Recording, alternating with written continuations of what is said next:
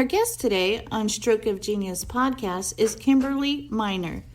Kimberly is Chairman, CEO of Envision U, Victory Over Violence, a nonprofit foundation. The Stroke of Genius podcast, hosted by brain aneurysm and stroke survivor Aaron Avila, sharing the experiences of survivors and CEOs. This is your destination for inspiration. And there she is, Kimberley Miner herself. How you doing, Kimberly? I'm fantastic. Thanks for having me. How are you, Aaron? Really appreciate being here. I'm so excited because really when I titled Survivor to CEO, you are exactly a survivor to CEO. You are the reason I built this platform. So I am so happy you're here. Really, thank you for being here, Kimberly. Oh, well, it is my honor to be here with you, Aaron. You are such a pleasure to be around all the time. So very kind. But let's jump right into it. Really, you've taken your survivor of domestic abuse, and you've taken that into becoming a CEO. But let's the first 15 minutes or so, let's talk about your experience with domestic abuse and your survival. So please have at it. Tell us about your adventure, about your life experience.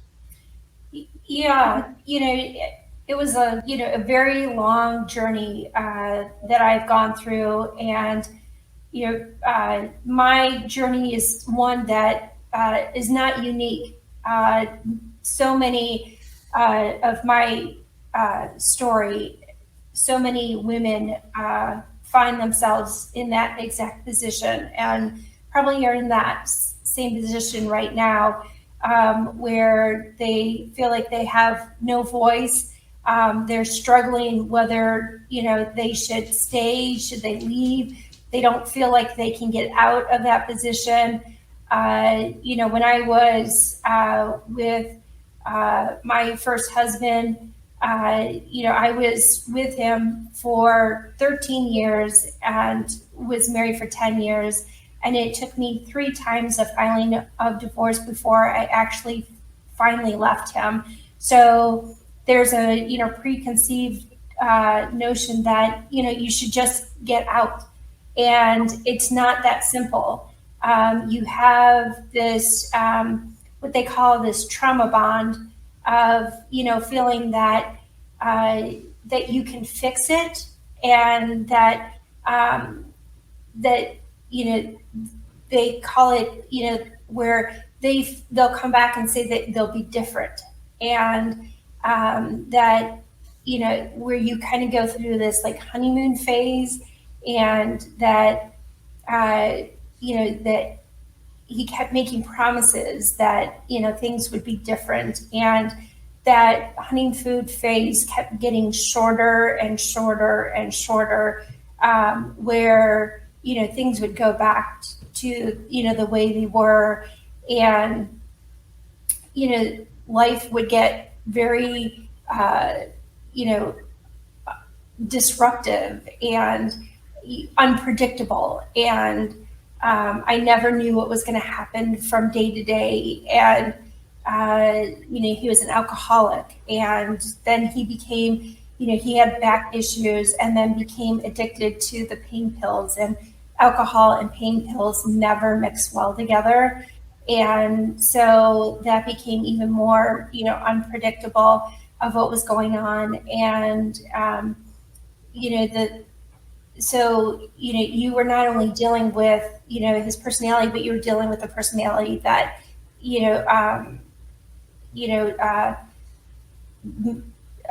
alcohol created. You were dealing with that personality too. So you were dealing with different personalities all the time, that made it very difficult to not. It was like a light switch too. So he would be one person one moment, and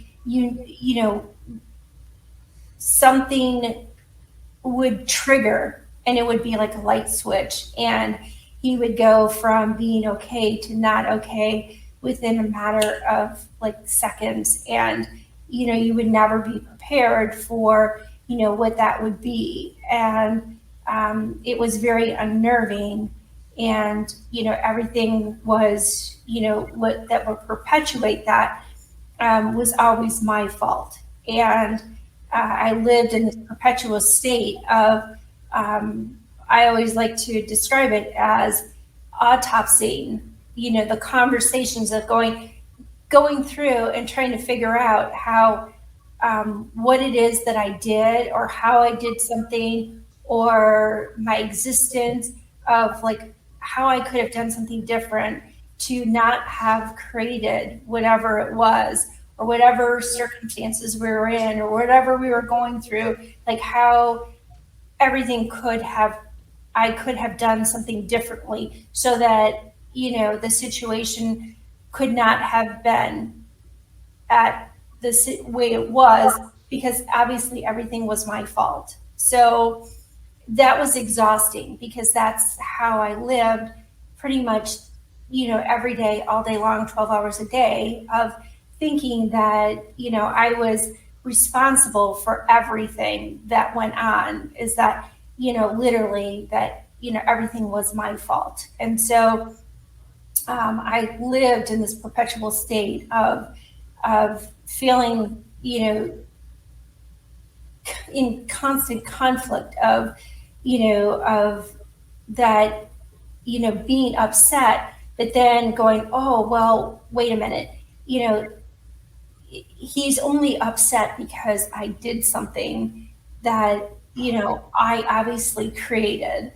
And if I hadn't created, or tried to use my opinion or my voice, or if I wasn't so strongly opinionated, or feel like I needed something or whatever else, that, it wouldn't have happened. And so it was extremely exhausting. Yeah, that's amazing to me. I mean, there's a couple of points. I can't imagine feeling a self-imposed guilt. You make yourself guilty when you did nothing wrong.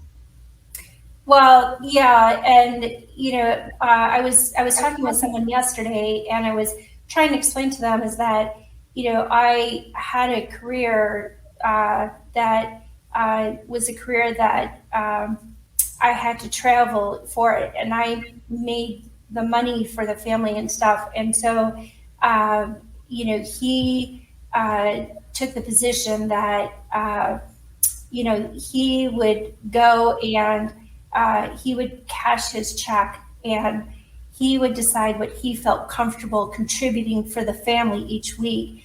And his position is that it wasn't his fault, or that I would have to travel. So therefore, if I had to travel, then if he had to take care of the kids, then he would charge me a babysitting fee for taking care of the kids. And then he would deduct that amount of what he felt he would contribute to the family. And so that would cause a tremendous amount of stress for me, because then he would be angry that he would have to extend extra amount of time, that he would have to do all these different things. But yet on the other side, it was my responsibility to make sure that I was, bringing in that money, and that would be going into the joint account, which then he would be using that money that would be going into the joint account. But then if the money ran out in the joint account, then it was my fault, because money would be gone, and it would be, I would be ostracized of like how irresponsible I was, and I was the one that we don't have money, we can't go do things or whatever, or whatever else. So I was getting it from like all sides, like there was no winning. So like if I had to go out of town, I would make arrangements for my kids to go stay at a sitter's house and stuff, because like I could breathe knowing, and like relax knowing that my kids would be taken care of and they would get to the things they needed to go to, versus them being able to stay in their own home and knowing that, whether or not he could, take care of them, or if they were going to get taken care of, or if they would go to where they need to go to because it wasn't his responsibility. And he would twist it around saying, well, it's not my responsibility, and you're the one that happens to have the job that requires you to do that, and that doesn't fall on my shoulders to do those things. So, Kimberly, I got to tell you, I am just shocked. I'm just shocked that someone could be so cruel to another person. But I am curious because I have had my own experience of abuse, and I'm curious. That person you mentioned, he had to break. The abuser has to break that person. They have to break your spirit, break who you are, so they can dominate you, to manipulate you, right? oh, absolutely. He came in when I met him. He came into my life at a time where I had been told that I could no longer dance. And so I was at a point where I was feeling no worth, I had no self-esteem, no confidence and stuff. And so, I couldn't really see, the baggage that he came with. All I knew is that he filled a void that was going on in my life. And so, nobody could have told me. And so, when I could see the things that were going on, one, I thought I could fix it. And, I would do anything at any cost of not setting healthy boundaries for myself. And I would do anything to try to feel love for myself. And so, I've spent a lifetime of sacrificing myself between him and because I wasn't getting it in my marriage or whatever, it bled over into relationships and business and in friends of,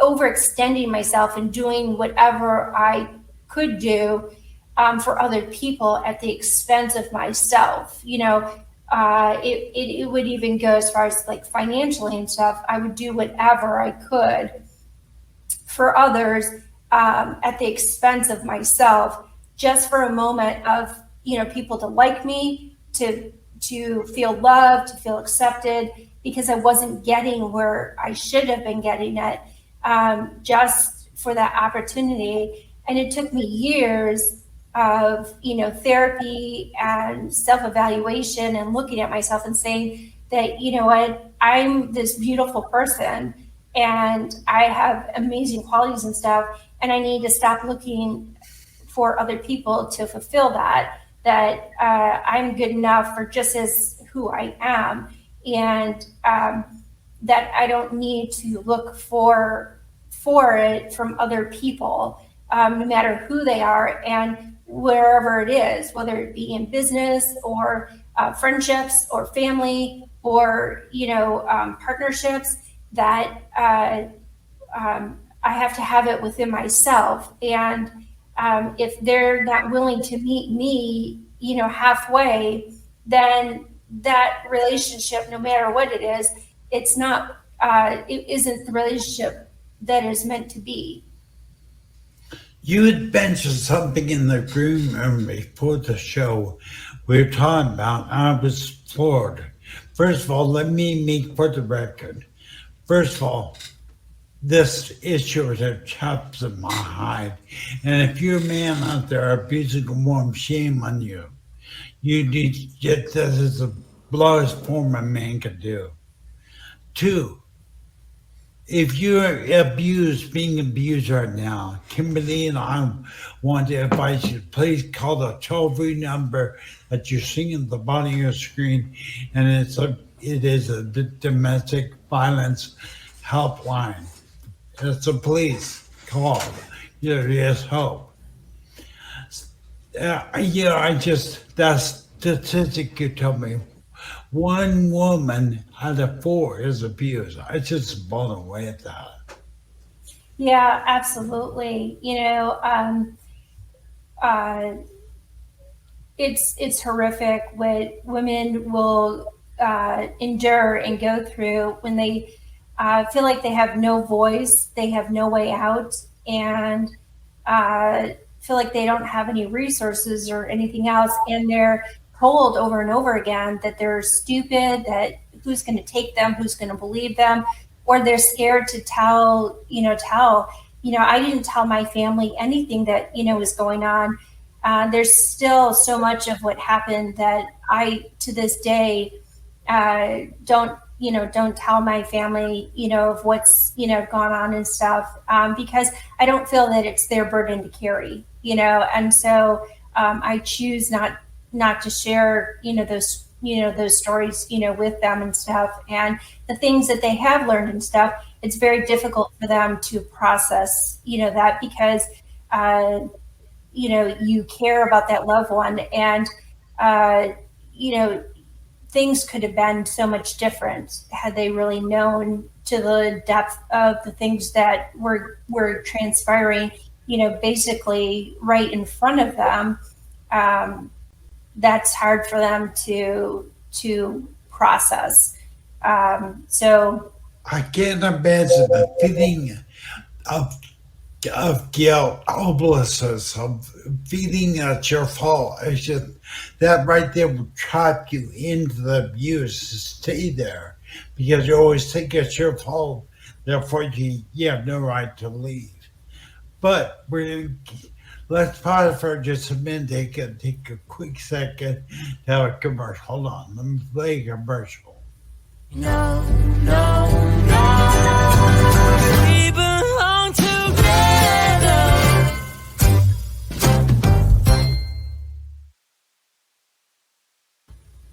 Well, we're back.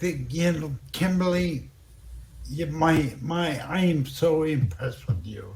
I'm gonna tell you how much respect I have for you for what you've been doing, and they're right on it. We're into the second segment where we've heard about some of your abuse, what you went through. Now watch this. What you've done, you've taken what you abused, you've taken your suffering, you've taken what you've experienced on very negative survival experience, and you've turned into something great. What have you done? What have you built? What have you done with what you went through? Well, I've taken this 25 years of struggles, and the journey that I've been on of finding my inner self-worth and confidence and self-esteem, and my greatest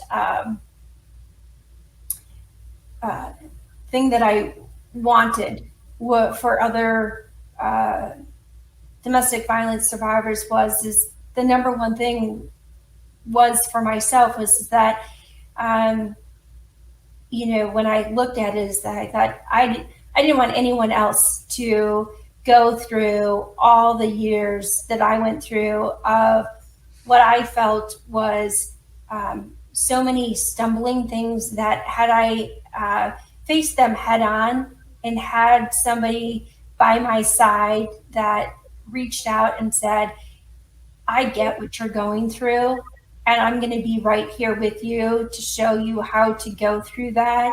Had I had that, I just think of how the trajectory of my life of all those adult years could have been so much different, and could have had so many turns that would have been so different. And that was important to me, that it needs to be different for the survivors that are coming out of it. And their domestic violence is the most misunderstood thing that is out there. Most think that, oh, just get out of it and just move forward with your life. And it is not just like this thing that you get out of and life just kind of begins and you just kind of boom, it's like the next day starts and you just kind of move on.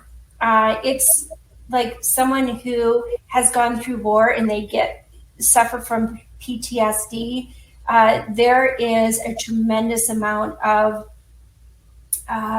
work that has to be done to work through to actually find out who you are, to actually feel like you can make life decisions. You have to, I describe it as a person, you are a person that is like an onion, and you have to peel back all the layers and stuff to get to the middle to find out, what opinion you have about life. What is your focus? Like, what kind of purpose do you have?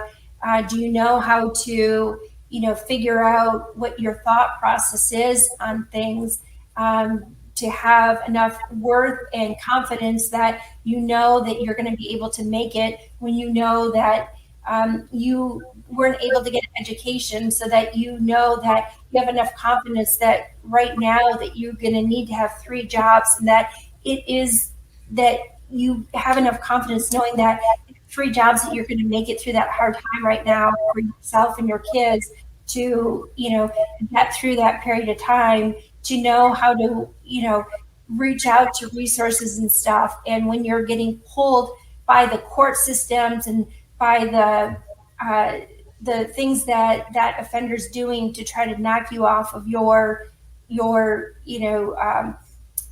teeter-totter, that you're going to be able to keep that balance going instead of having a teeter-totter go like this, doing all those things and stuff. And so it was important for me to establish a foundation that where we have a program that shows you how to start looking at all those different conglomerate of things that are going on, and build a foundation of finding out who you are, finding your own self-worth and your confidence and self-esteem, so that you know how to start finding a purpose in your life, and finding confidence, and figuring out what are those triggers for yourself, and why are they triggers, where do they come from, so that you can figure out what is the best thing for you, to how to rewrite the history for yourself, how to start writing positive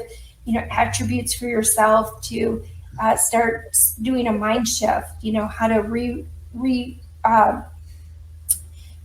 rewrite how you talk about things, how you say things to people and stuff, so you can start redoing things of how you talk to people in different relationships you have and stuff.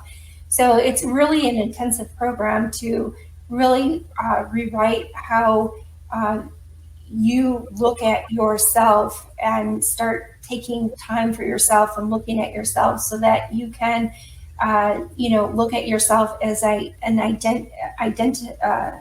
identity yourself, knowing that you are a person. So you start a foundation to help other women from, what is the name of your It's Envision You, Victory Over Violence. So you guys, what kind of support do you offer? See, we have someone out there right now, watch this or listen to this podcast, that's suffering, going through the feeling trapped. What does your foundation offer that woman that's domestic abuse right now? Yeah, thanks for asking. Is that somebody who's gone through it, and they're at that point of really trying to figure out of, gosh, I'm feeling that pull. We can help them through that. They're really suffering of I don't understand where all these thoughts are coming. Our program helps you through that. How do people get a hold of you that are going through it? How do they interrupt you a little bit? There's a couple ways to get a hold of us. One is through our website, envisionyouvictory.org, or they can contact me through my email is Kimberly at envisionyouvictoryoverviolence.com. So those are the 2 best ways to get a hold of me. So that way we can directly connect with you, and make sure to be able to talk with you at any time. So we are This is totally confidential. They call when they absolutely, everything is all confidential. Nothing is out there, in the public. So you will be taken care of. We're available 7 days a week. So we are available for you. And if we are not available right that second, somebody will be back in touch with you really quickly, so. What an amazing service you're giving people. What I find, it always seems easy for us to sit on the outside and say, well, just leave. But in all reality, there's so many nuances, so much guilt, so much suppression, so much loss of identity for the person that's being abused. They can't leave.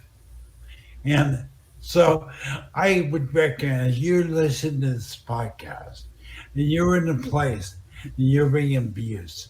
Please reach out to Kimberly's Foundation. She will help you. Really, really want you to do that because you have a voice.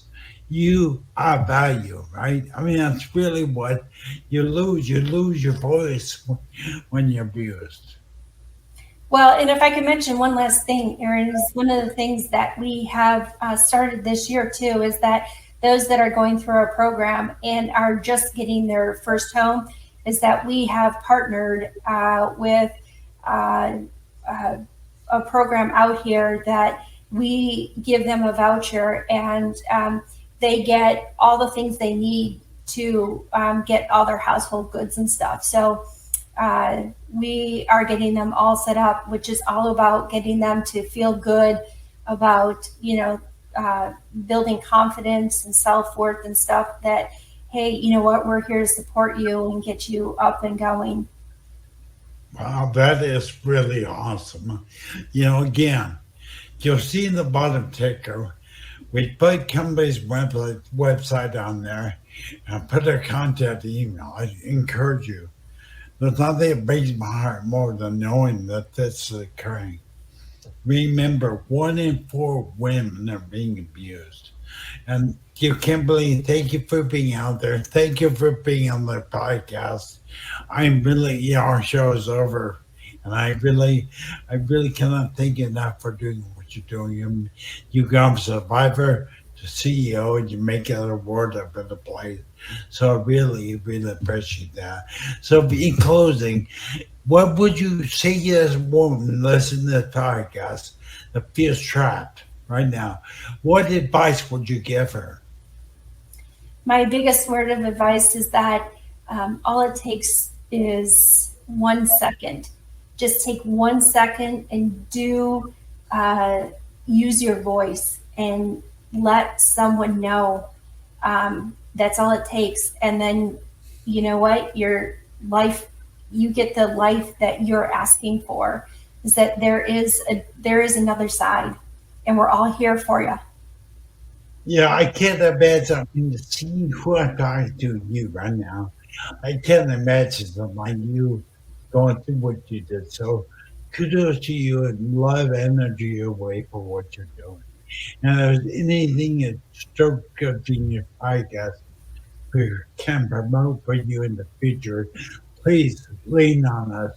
You want to come on to a quick little segment and we'll promote an event, we'll do it. We're here for you. You got my word fully to what you're doing. I appreciate that. Thank you. Thank you again for being in, Kimberly. Thanks for having me. I appreciate it, Aaron. Fire.